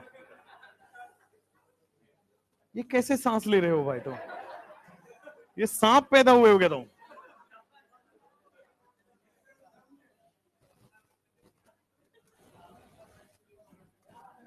चलो भाई लिखो EZ system, EZ system. EZ system में फोकस बोर्ड पे, वैसे ही अच्छा टॉपिक है, फोकस बोर्ड पे एकदम पिन ड्रॉप साइलेंस रखो अंदर, पिन ड्रॉप साइलेंस। देखो इसमें E का मतलब यहां पे एंटीजीजेन होता है, E का मतलब होता है एंटीजीजेन, और एंटीजन नहीं, एंटीजीजेन, इसका प्रोनाउंसिएशन अलग है, एंटीजीजेन ही बोलते हैं इसको, एंटीजन नहीं बोलते, और जर्मन वर्ड है, और जेड का मतलब होता है, बेटा पढ़ लिए होंगे आप, इसका जो फुल फॉर्म है, शॉर्ट फॉर्म है, आज के बाद हम ई बोलेंगे, और इसको भी बेटा हम प्यार से जेड बोल देंगे, ठीक है? एंटीजीजेन है और जेड है। ई का मतलब होता है, पढ़ लो गधो, ई का मतलब होता है, ध्यान देना, ये जर्मन वर्ड है, ये दोनों जर्मन वर्ड है, ये दोनों जर्मन वर्ड है, और इसका मतलब होता है, इंग्लिश डिक्शनरी से इसका मतलब होता है अपोजिट, और ये जर्मन वर्ड है, और इस जर्मन वर्ड का मतलब है सेम, जर्मन वर्ड है, इसका मतलब होता है सेम साइड।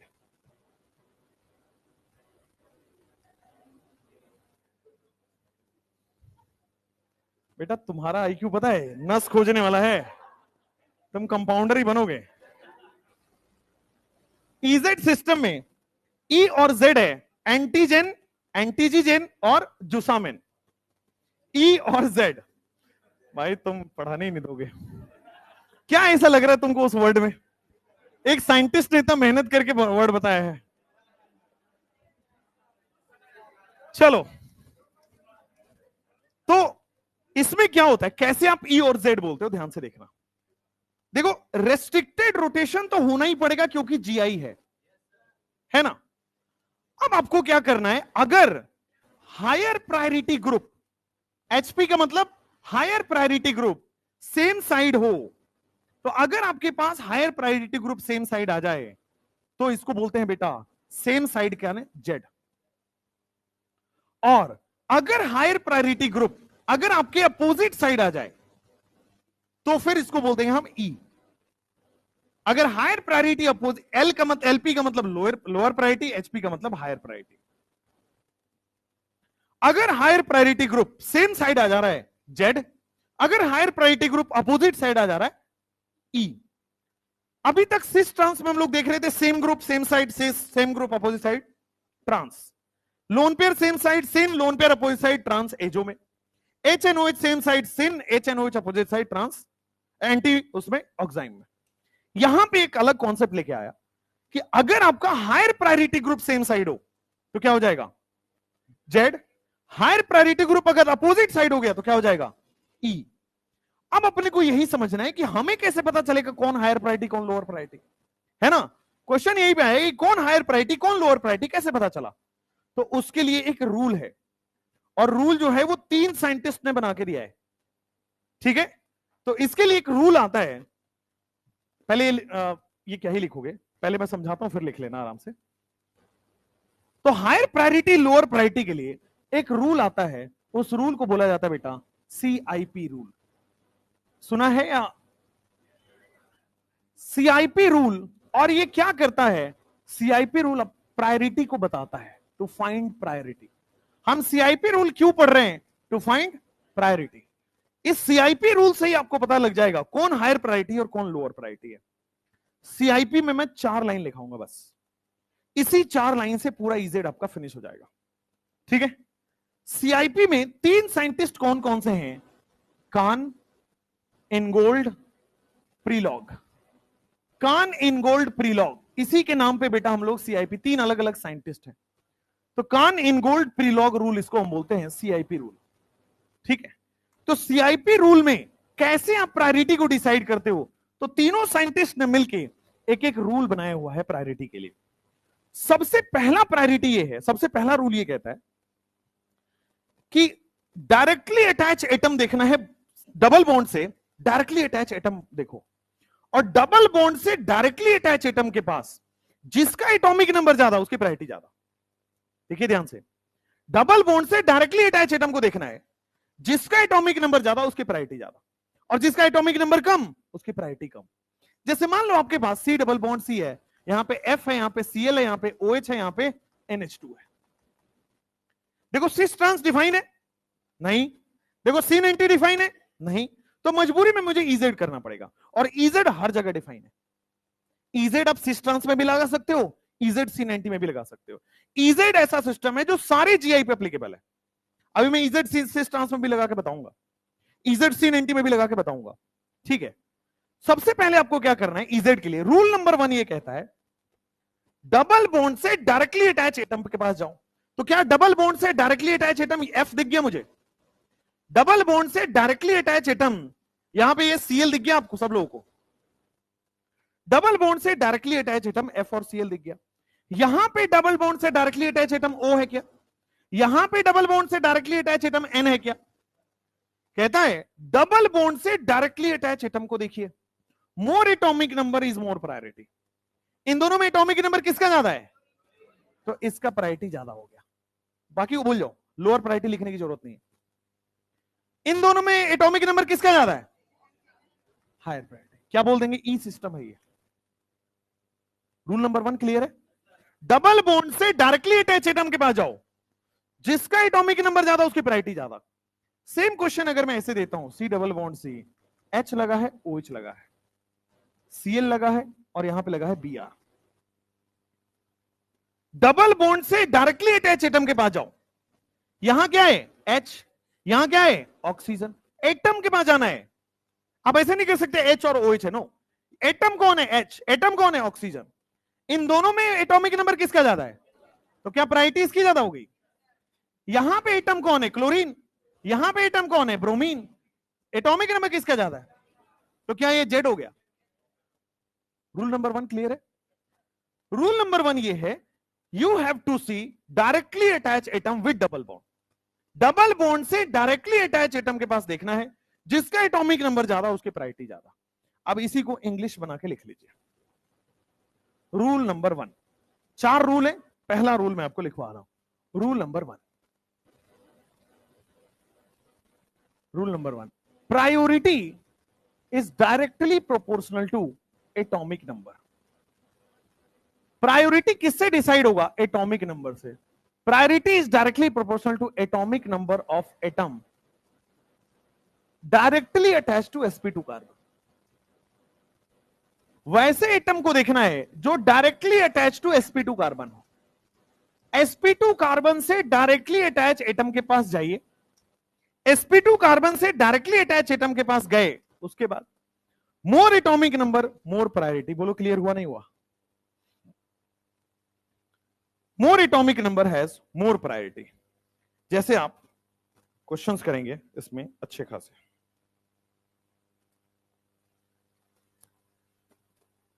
सी डबल बॉन्ड सी, यहां पे दिया है एफ, यहां पे दिया है सीएल, यहां पे दिया है बीआर, यहां पे दिया है I. C double bond C, F है, OH है, H है और Cl है। सी डबल बॉन्ड सी, NH2 है, आयोडीन है, H है, क्लोरीन है। C double bond C, OH है, OH है, NH2 है, Cl है।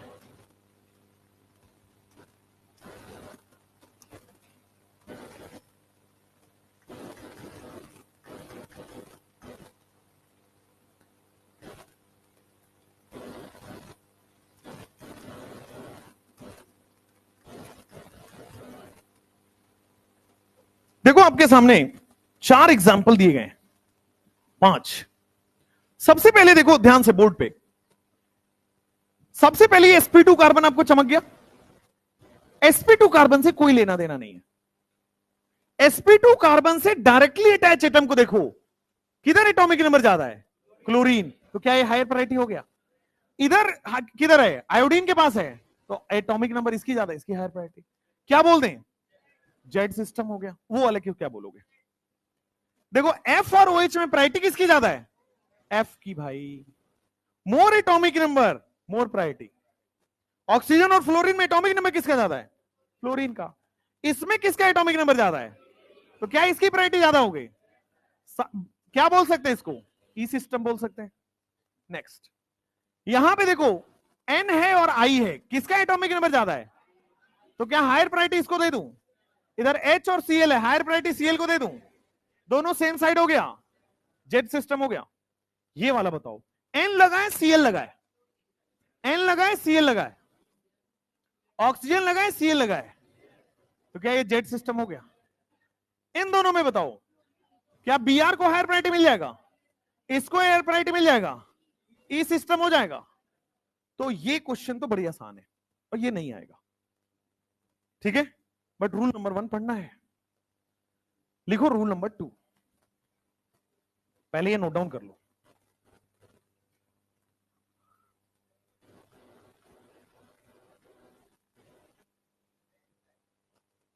बैक स्लाइड करना आपको।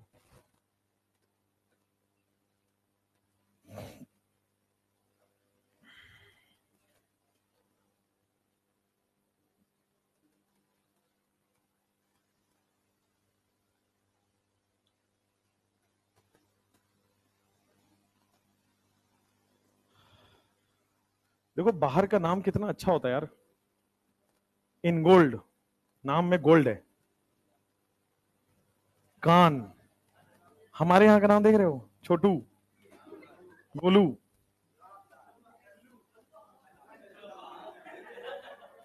अपना नाम नहीं बताना। तो मोबाइल काहे चला रहे हो?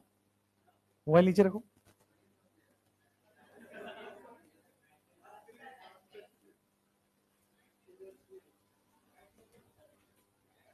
चलो पढ़ लो, हो गया? रूल नंबर 1 लिख लो फटाफट से।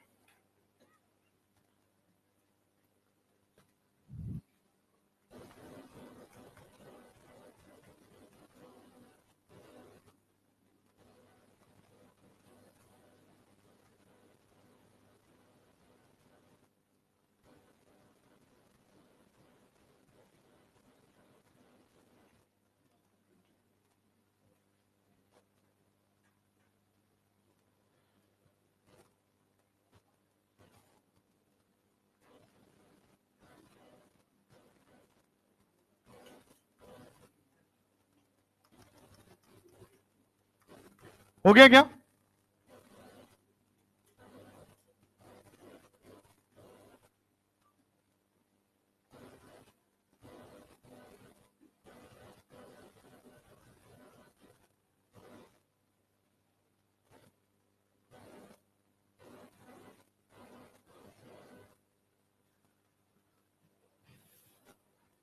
देखो सबसे पहले आपने देख लिया यहां पे कि sp2 कार्बन से डायरेक्टली अटैच एटम का अगर एटॉमिक नंबर ज्यादा है तो प्रायोरिटी ज्यादा है। ठीक बात है। मान लो अगर दोनों एलिमेंट सेम निकले तो भाई मान लो मैंने ऐसा लिखा सी डबल बॉन्ड सी, इधर मैंने डाल दिया है हाइड्रोजन और इधर डाल दिया है ड्यूटेरियम, दोनों सेम है डिफरेंट है? डिफरेंट है, जीआई शो कर रहा है। मान लो यहां पे मैंने डाल दिया Cl35 35.5 और इधर डाल दिया Cl37, होता है ना आइसोटोप। अगर आपके पास आइसोटोप हो तो क्या करोगे? जिसका मास नंबर ज्यादा या जिसका एटॉमिक मास ज्यादा उसका प्रायोरिटी ज्यादा। बोर्ड पे देखो, हाइड्रोजन और ड्यूटेरियम में ड्यूटेरियम का मास नंबर ज्यादा है, ये हायर प्रायोरिटी हो गया। देखो यहां पे मास नंबर मेंशन करके दिया हुआ है, किसका ज्यादा है? 37 वाले का, तो ये हायर प्रायोरिटी हो गया। क्या ये Z हो जाएगा? बोर्ड पे देखो, ये 3 हाइड्रोजन के आइसोटोप हैं, जिसका मास नंबर ज्यादा उसकी प्रायोरिटी ज्यादा। ये 2 क्लोरीन के आइसोटोप हैं, जिसका मास नंबर ज्यादा उसके प्रायोरिटी ज्यादा। ये दोनों ऑक्सीजन के आइसोटोप हैं, जिसका मास नंबर ज्यादा उसकी प्रायोरिटी ज्यादा। एक और आइसोटोप होता है C12 और C14, जिसका मास नंबर ज्यादा उसकी प्रायोरिटी ज्यादा। इसके अलावा आइसोटोप आपके पास है ही नहीं जो क्वेश्चन आए। यही 4 तरह के आइसोटोप आपको अलग अलग कर सकता है। नहीं आता वो, हो सकता है बट हाँ नहीं आता है वो। चलो नेक्स्ट, जैसे मान लो अब मैं क्वेश्चन लिख देता हूं, आप लोग फटाफट से नोट डाउन करो।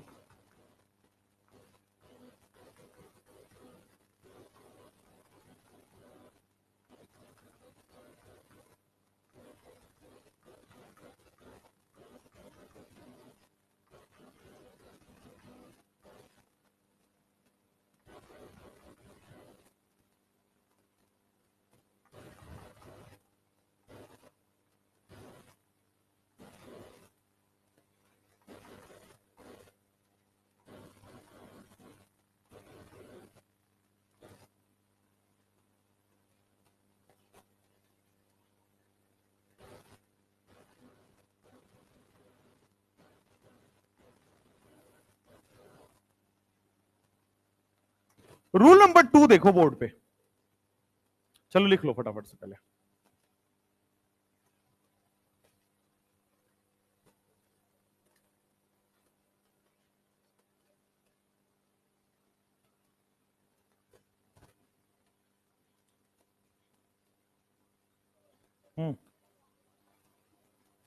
क्वेश्चन में एटॉमिक मास लिख के आएगा, आपको नहीं सोचना उसमें। यस, जैसा बोर्ड पे लिखा हो वैसे ही दिया जाएगा, पूछा जाएगा ई है कि जेड है।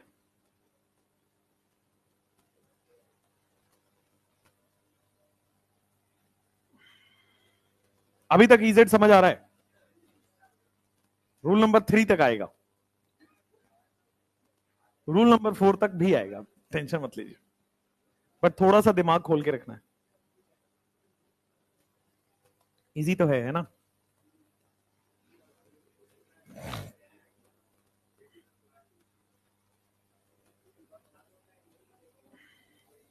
बेटा मैंने कोई घूस दिया है क्या तुमको?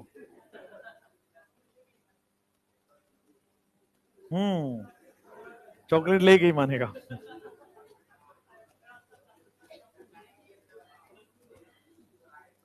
बेटा तुम्हें मौका मिलते तुम कितना बकबक कर लेते हो भाई, शांत रहा करो।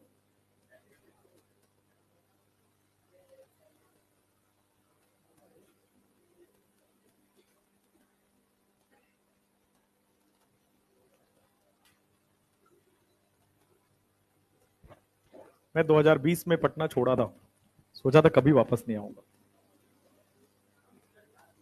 फिर घटनाएं घटी, फिर पता चला दुनिया गोल है, सेफ है। आज भी पापा का फोन आता है 11 बजे के बाद बाहर नहीं रहना है, और 11 इसलिए कि 10 साल में बिहार सुधरा है, वरना 9-10 बजे तक अंदर है। हाँ,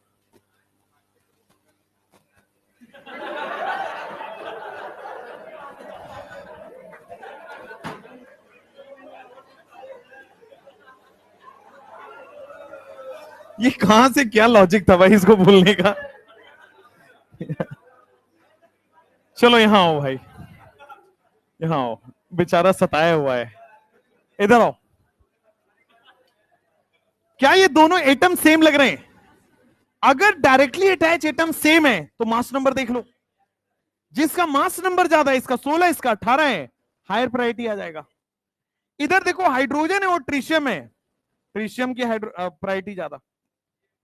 दोनों सेम है क्या? सेम साइड वाले को जेड बोलते हैं।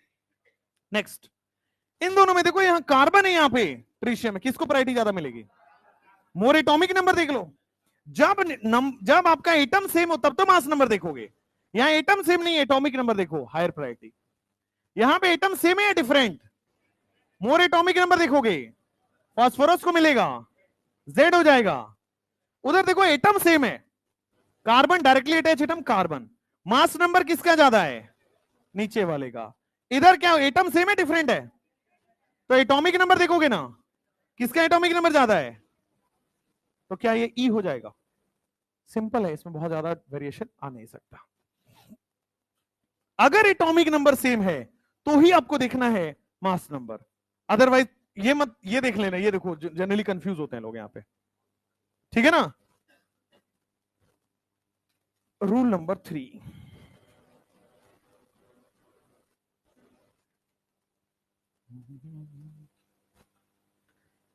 If atomic number is also same and if mass number is also same, तब क्या करोगे?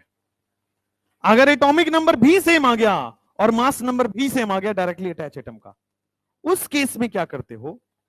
उस एटम से जितने बॉन्ड बने हैं उसको देखते हो। फिर से देखो, अगर डायरेक्टली अटैच एटम का एटॉमिक नंबर भी सेम है, मास नंबर भी सेम है, तो रूल 1 भी नहीं लग रहा, रूल 2 भी नहीं लग रहा। तब रूल 3 आएगा कि if atomic number is also same, mass number is also same, then see the bonded atom. उस कार्बन से, उस एटम से क्या क्या बॉन्ड बना हुआ उसको देखो, और जो बॉन्ड बना है उसको decreasing order of atomic number में लिखना है। अगर एटॉमिक नंबर भी सेम है, मास नंबर भी सेम है, तो आपको देखना है उसका बॉन्ड कि किससे बॉन्ड बना रहा है, और जो बॉन्ड बना रहा है उसको decreasing order of atomic number में लिखना है। जैसे एक क्वेश्चन पहले बताऊंगा तो ही समझ आएगा। जैसे मान लो आपके पास ये रहा C डबल बॉन्ड C, यहां पे लिख लो आप CH2, यहां पे आप लिख लो CH2 और यहां पे लिख लो CH3। ये पहला क्वेश्चन है। यहां पे आप लिख रहे हो CH, इधर लगा रहे हो आप CH3 और यहां पे लगा रहे हो आप CH3। नेक्स्ट यहां पे लगा रहे हो आप CH3 और यहां पे लगा रहे हो आप CH2 CH3। जरा बोर्ड पे देखना, बोर्ड पे फोकस होकर देखना। यहां पे ये बोल दिया है कि this is carbon 14 and this is carbon 14। Focus on the board. देखो सबसे पहले मैं क्या करूंगा, डबल बॉन्ड से डायरेक्टली अटैच एटम को देखना है, हाँ या ना। तो डबल बॉन्ड से डायरेक्टली अटैच एटम क्या सेम निकला?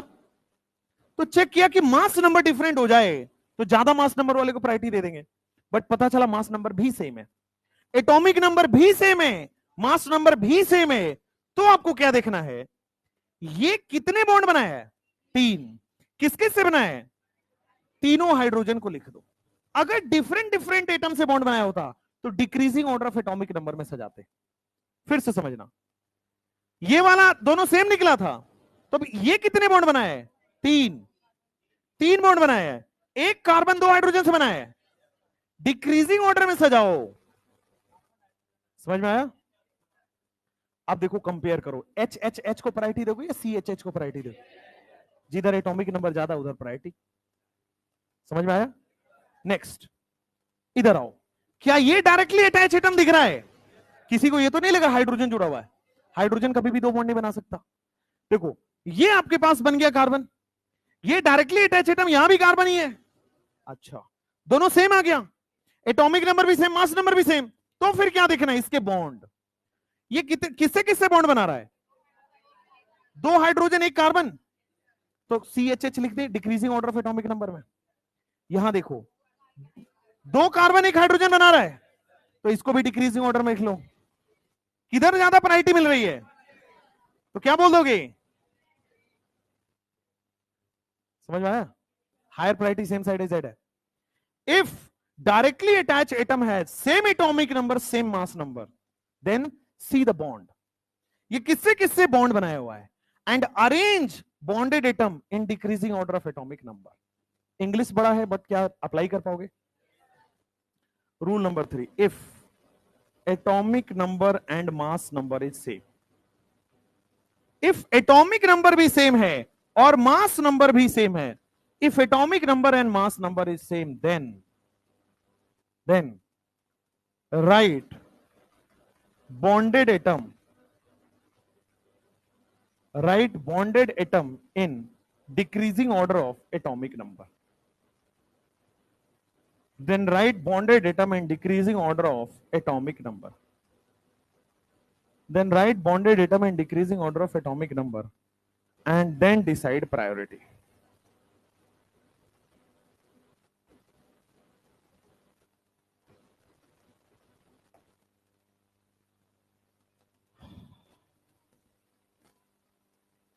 अगर एटॉमिक नंबर भी सेम निकल आए, मास नंबर भी सेम निकल आए, तो आपको क्या करना है? उसका बॉन्डेड एटम देखना है और बॉन्डेड एटम को decreasing order of atomic number में सजाना है। तुम लिख क्यों नहीं रहे हो? लिख क्यों नहीं रहे हो? देन राइट, डिक्रीजिंग ऑर्डर में इसको सजाना है और डिक्रीजिंग ऑर्डर में देखो एच एच एच है, सी एच एच है, हायर प्रायोरिटी किधर है? नीचे। इधर सी एच एच है, इधर सी सी एच है, हायर प्रायोरिटी किधर है? नीचे। तो आ जाएगा जेड।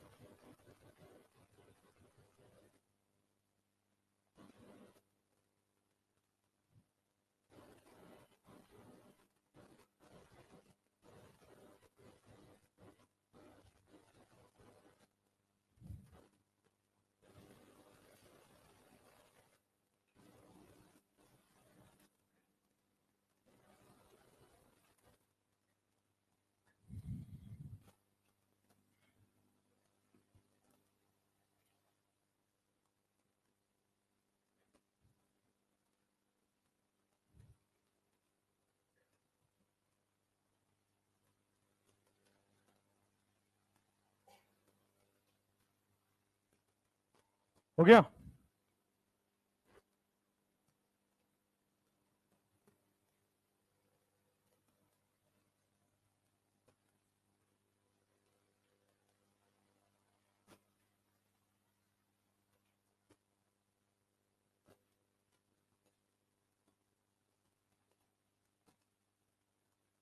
तुम लोग टी शर्ट क्यों नहीं पहनता? छोटा दे दिया। तुम्हारा भी हक है स्विगी वाला बनने का। तो क्या इसमें टी शर्ट नहीं पहनना है?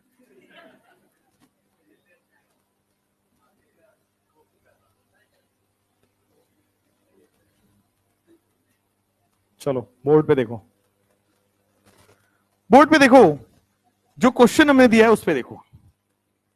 sp2 से डायरेक्टली अटैच एटम अगर मैं राइट साइड में देखूं तो क्या सेम आ रहा है डिफरेंट? देखो डायरेक्टली अटैच एटम सेम आ रहा है डिफरेंट? भाई बोर्ड पे देखो सब लोग, directly attach atom right side में सेम है डिफरेंट है? सेम है। एटॉमिक नंबर भी सेम है, मास नंबर भी सेम है। तो क्या देखना है? बॉन्ड। कितने बॉन्ड बना रहा है इधर?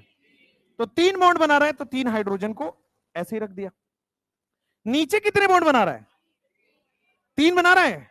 1 आयोडीन 2 हाइड्रोजन बना रहा है। तो इट विल बी IHH। आया समझ में? नहीं, पीछे साइड आ जाओ। डायरेक्टली अटैच एटम देखोगे क्या कार्बन है, यहां पे डायरेक्टली अटैच एटम कार्बन है, एटॉमिक नंबर भी सेम, मास नंबर भी सेम, तो बॉन्ड देखोगे ये कितने बॉन्ड बना रहा है, 2 hydrogen 1 carbon, 2 hydrogen 1 carbon, 2 hydrogen 1 carbon, इसे ही लिखोगे डिक्रीजिंग ऑर्डर में। क्या इसको देखो, क्या ये भी 2 हाइड्रोजन 1 कार्बन बना रहा है, तो क्या CHH ही बना रहा है। अब कैसे करोगे, अब आगे की तरफ बढ़ो, अगर यहां सेम मिल रहा है तो आप अगले वाले एटम पे बढ़ो। अगले वाले एटम पे क्या बन रहा है, 2 हाइड्रोजन 1 कार्बन ही है, इसको देखो क्या क्या बन रहा है, 1 ऑक्सीजन और 2 हाइड्रोजन बन रहा है, OHH।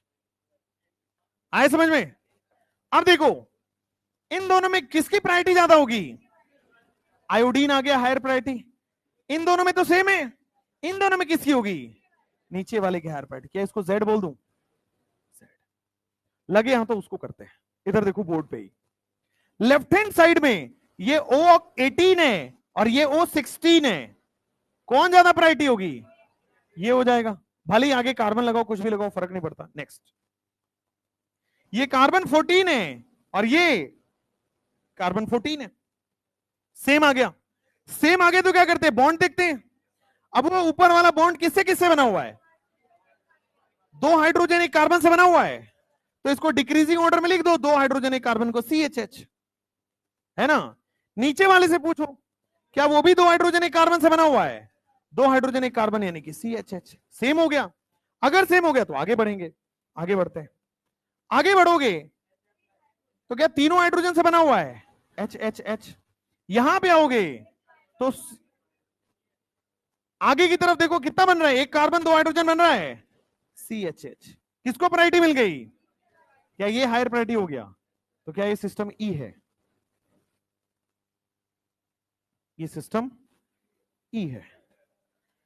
अब आ जाएगा रूल नंबर 4 जो कि होगा 3rd क्लास में, ठीक है। अच्छा हुआ कि क्लास मिल गया। रूल नंबर 4, फिर काउंटिंग ऑफ GI, समरी, बस आज फिनिश हो जाएगा। नाइस, गुड, ठीक है। हुआ ही होगा अगली क्लास में।